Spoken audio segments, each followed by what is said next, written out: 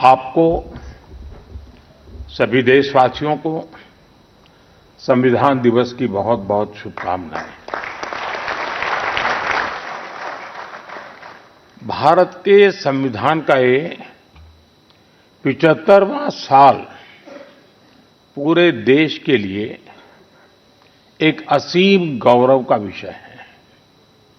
मैं आज भारत के संविधान को, संविधान सभा के सभी सदस्यों को आदरपूर्वक नमन करता हूं। साथियों, हम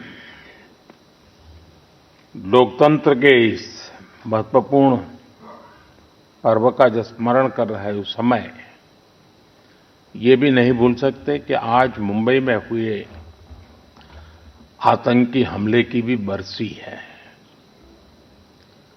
इस हमले में जिन व्यक्तियों का निधन हुआ, उन्हें मैं अपनी श्रद्धांजलि देता हूं। मैं देश का ये संकल्प भी दोहराता हूं कि भारत की सुरक्षा को चुनौती देने वाले हर आतंकी संगठन को मुंह तोड़ जवाब दिया जाएगा।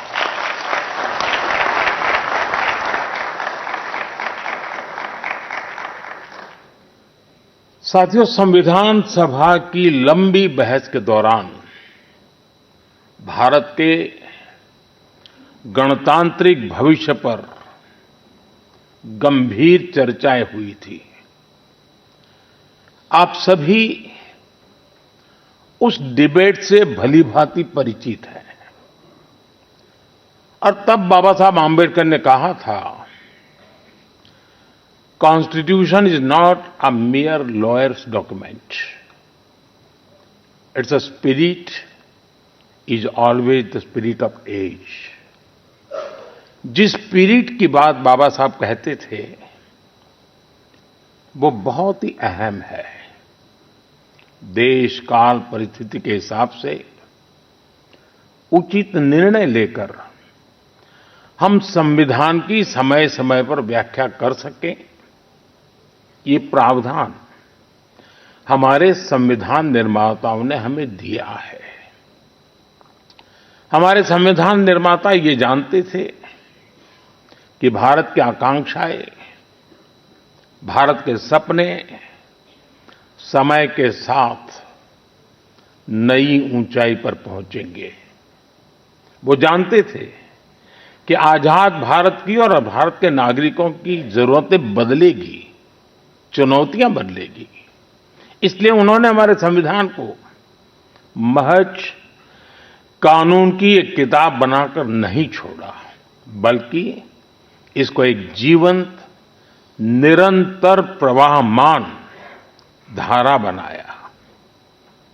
साथियों, हमारा संविधान हमारे वर्तमान और हमारे भविष्य का मार्गदर्शक है। बीते 75 वर्षों में देश के सामने जो भी चुनौतियां आई हैं, हमारे संविधान ने हर उस चुनौती का समाधान करने के लिए उचित मार्ग दिखाया है।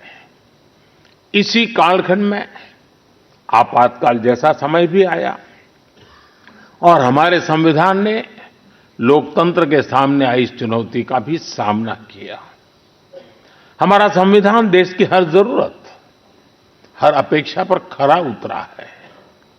संविधान से मिली इस शक्ति की वजह से ही आज जम्मू कश्मीर में भी बाबा साहब का संविधान पूरी तरह लागू हुआ है।